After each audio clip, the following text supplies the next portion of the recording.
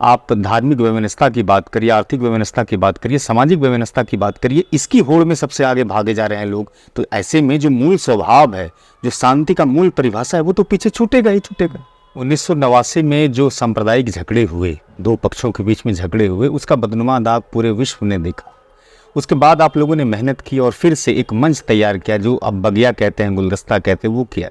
लेकिन आखिर भागलपुर में क्या कारण है जो समय समय पर किसी की नज़र लगती है और वो सामाजिक तबका हावी हो जाता है, आप सबके लिए बड़ी चुनौती पेश कर देता है। और इससे एक बड़ा नुकसान भी है, आप व्यावसायिक नुकसान झेलते हैं, सामाजिक नुकसान झेलते हैं। सामाजिक नुकसान के साथ साथ आपका शैक्षणिक नुकसान भी होता है।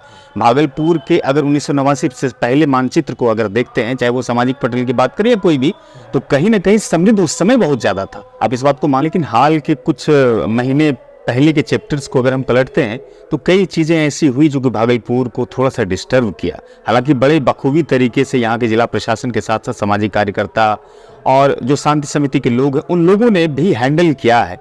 लेकिन ये जो सुगबुगाहट होती है, इस पर लगाम कैसे लगे? वो लोग जो इनके पीछे का अपना बेनिफिट्स खोजते हैं, वैसे लोगों को फाइंड आउट करने की जरूरत। सभी समुदाय में, सभी संप्रदाय में ज़्यादा से ज़्यादा शिक्षा हो, शिक्षा मिले, शिक्षा का बढ़ावा हो, तो जाहिर सी बात है कि शिक्षा ही हर समस्या के समाधान का एक केंद्र बिंदु माना जाता है। 100 वर्ष के इतिहास में एक भी घटना ऐसी नहीं घटी है जिसमें कि किसी भी तीर्थयात्री को किसी भी तरह से कोई परेशानी हुई। मुस्लिम भाई अपना दरवाजा खोलते हैं, महिलाएं बाहर निकल के बच्चों को दूध देती है कि आप दूध पिला दीजिए, आप परेशान मत होइए, आपकी गाड़ी की जो खराबी है वो हम लोग ठीक करेंगे। जैन धर्मावलंबी ने भी सावधानी रखी, दोनों ने एक दूसरे को गले लगे। 2024 के लोकसभा चुनाव का एक बहुत बड़ा उत्सव हम लोगों के बीच मुख्य द्वार पर खड़ा है।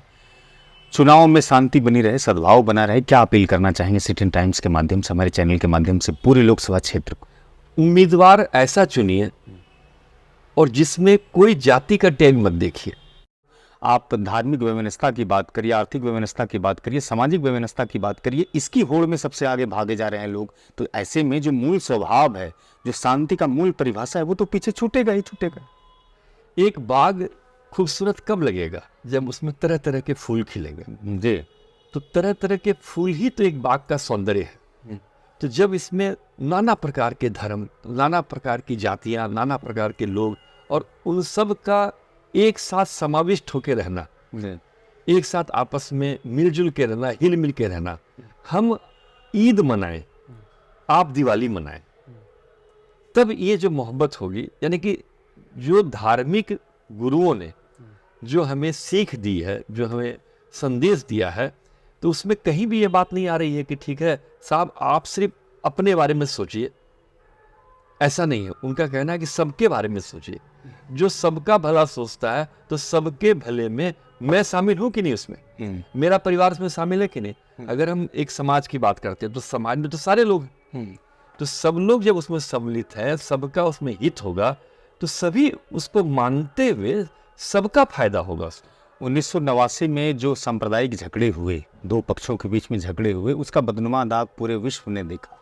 उसके बाद आप लोगों ने मेहनत की और फिर से एक मंच तैयार किया, जो अब बगिया कहते हैं, गुलदस्ता कहते हैं, वो किया। लेकिन आखिर भागलपुर में क्या कारण है जो समय समय पर किसी की नज़र लगती है और वो सामाजिक तबका हावी हो जाता है, आप सबके लिए बड़ी चुनौती पेश कर देता है? आप बहुत अच्छी बात कह रहे हैं। और 89 का दंगा वो एक भयावह और काला अध्याय है भागलपुर के लिए, बल्कि ऐसा कहना चाहिए कि एक बदनुमा दाग है। लेकिन उसके साथ साथ हम लोगों को ये भी समझना होगा कि वो जो स्थितियां बनी, मैं ये नहीं कहता हूँ कि किसी खास जाति के लोग की उसमें बड़ी भूमिका थी, मैं तो कहता हूँ कि सबकी भूमिका थी। और सब में वो लोग जो हिंसा को अपनाए, हिंसा के रास्ते पर चले, उन्होंने बहुत गलत काम किया। वो चंद लोग ने पूरे समाज को डिस्टर्ब किया, पूरे समाज की जो हार्मोनी है उसको नष्ट किया उन्होंने। उन पर हम लोग सब मिलकर के अंकुश न लगा पाए। इस कारण भागलपुर एक बहुत ही उस समय पिछड़ा है और जिसकी आज भी छाया हम लोग पर है। बिल्कुल, भगवान न करे कि वैसा कभी अवसर फिर आ जाए, वैसा कभी वाकया फिर देखने को मिले।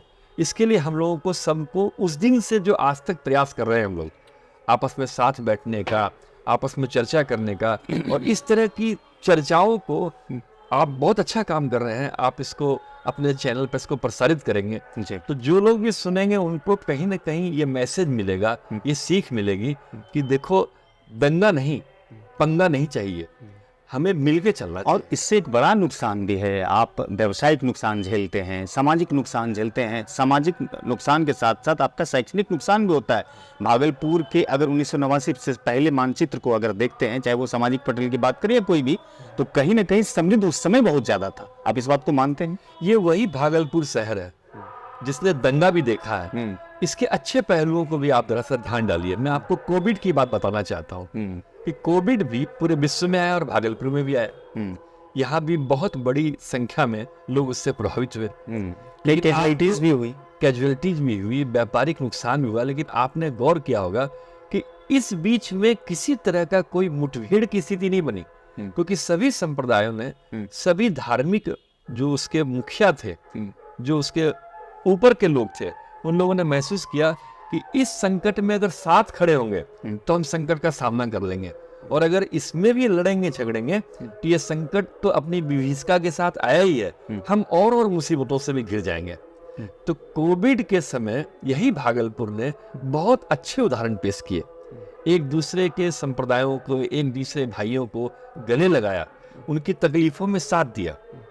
ये भागलपुर है और भागलपुर की बहुत गौरवशाली परंपरा है। लेकिन हाल के कुछ महीने पहले के चैप्टर्स को अगर हम पलटते हैं तो कई चीज़ें ऐसी हुई जो कि भागलपुर को थोड़ा सा डिस्टर्ब किया। हालांकि बड़े बखूबी तरीके से यहाँ के जिला प्रशासन के साथ साथ सामाजिक कार्यकर्ता और जो शांति समिति के लोग हैं, उन लोगों ने भी हैंडल किया है।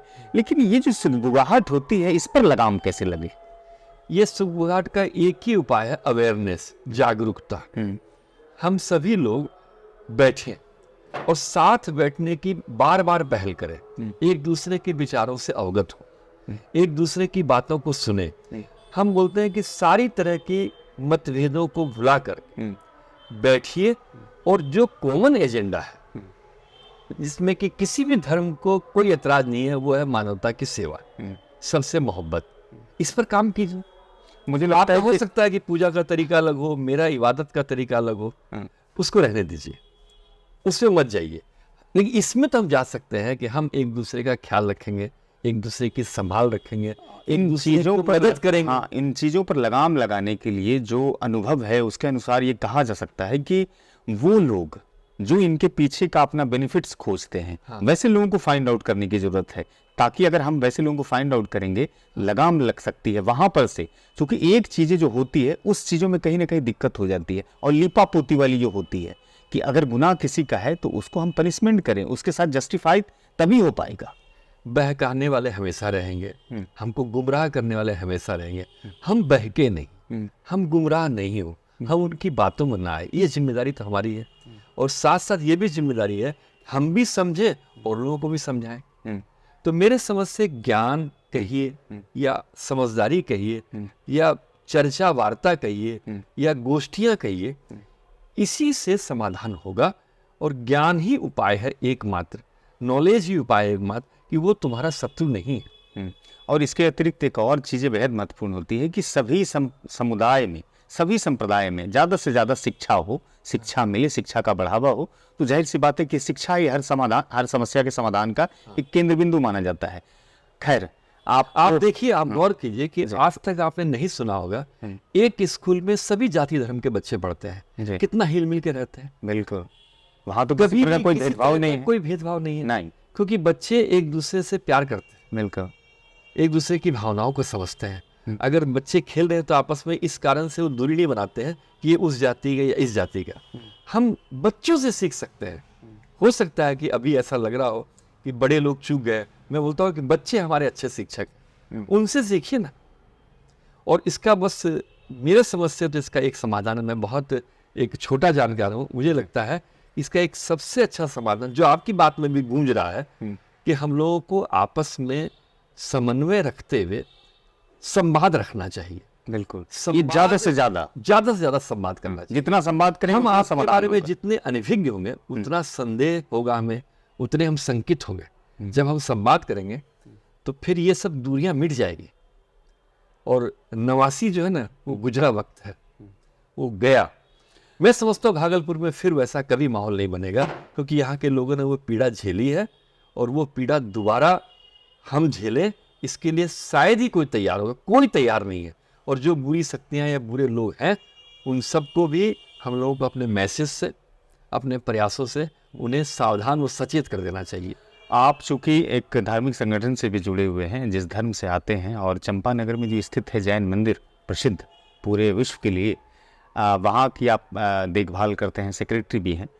और जैन धर्म के विषय में कहा जाता है कि ये बड़ा ही शांति प्रिय धर्म होता है और अपने सिर्फ मकसद उद्देश्य के पीछे लगा हुआ रहता है। और कहीं ना कहीं इस धर्म का जो एक इतिहास है वो काफ़ी समृद्ध है। भारत का जो इतिहास है इस धर्म से जो ताल्लुक़ रखता है वो काफ़ी समृद्ध है।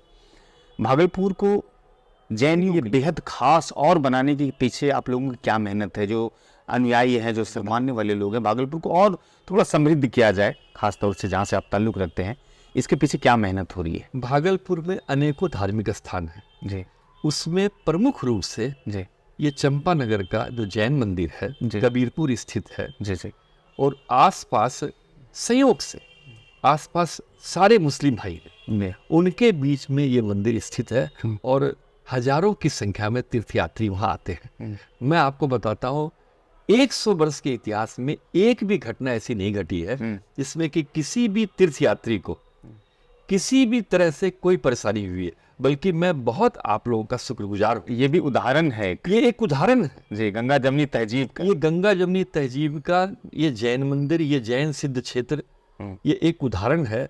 बल्कि हम लोगों को जानकारियाँ मिलती है कि जब यात्री आते हैं, उनकी गाड़ियाँ खराब हो जाती है किसी वजह से, तो आप लोगों के दरवाजे, माने मुस्लिम भाई अपना दरवाज़ा खोलते हैं, महिलाएं बाहर निकल के बच्चों को दूध देती है कि आप दूध पिला दीजिए, आप परेशान मत रहिए, आपकी गाड़ी की जो खराबी है वो हम लोग ठीक करेंगे, हम ठीक करवाएंगे, आप एकदम निश्चित रहिए। कुर्सियाँ टेबल देती है, वो बैठते हैं, निश्चिंत होकर बैठते हैं, कहीं उनको कभी ऐसा लगता ही नहीं कि हमारे परिवार के लोग हैं। तो ये एक उदाहरण है और इसका कारण है कि आपने, मैंने मुस्लिम भाइयों ने भी सावधानी रखी, जैन धर्मावलंबियों ने भी सावधानी रखी, दोनों ने एक दूसरे को गले लगाया। अंतिम एक प्रश्न करेंगे, चूंकि 2024 के लोकसभा चुनाव का एक बहुत बड़ा उत्सव हम लोगों के बीच मुख्य द्वार पर खड़ा है। चुनाव में शांति बनी रहे, सद्भाव बना रहे, क्या अपील करना चाहेंगे सिटी टाइम्स के माध्यम से, हमारे चैनल के माध्यम से पूरे लोकसभा क्षेत्र को? उम्मीदवार ऐसा चुनिए और जिसमें कोई जाति का टैग मत देखिए।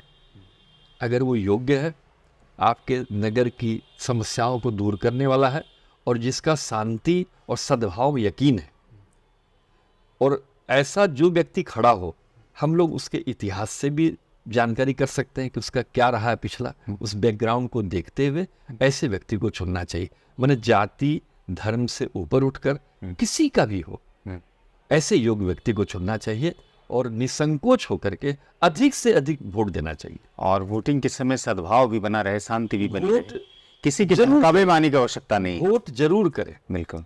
एक दिन, जिस दिन वोट का होता है, उस दिन इसको उत्सव की तरह से लें, ये एक राष्ट्र उत्सव। बहुत बहुत शुक्रिया, आपने सिटी टाइम्स से बात किया, अपना बहुमूल्य समय दिया, इसके लिए बहुत बहुत आभार और बहुत बहुत शुक्रिया। सिटीजन टाइम का भी बहुत बहुत आभार कि उसने मुझे ये सुअवसर दिया कि मैं अपने कुछ विचारों को रख सका। बहुत बहुत धन्यवाद। तो ये सुनील जैन साहब थे, जो भागलपुर के एक सामाजिक कार्यकर्ता के साथ साथ शांति सद्भाव के बड़े वाहक कहे जा सकते हैं। अगर वीडियो अच्छी लगी हो तो साझा जरूर कीजिएगा, चैनल को भी थोड़ा सब्सक्राइब कीजिएगा। फेसबुक पर भी पेज है पहले की तरह। आप लोगों से मैं आग्रह करूंगा कि थोड़ी सी मेहनत आपको वहाँ भी दिखानी है और अपनी उंगलियों को कसरत करवाइएगा फॉलो और लाइक करके।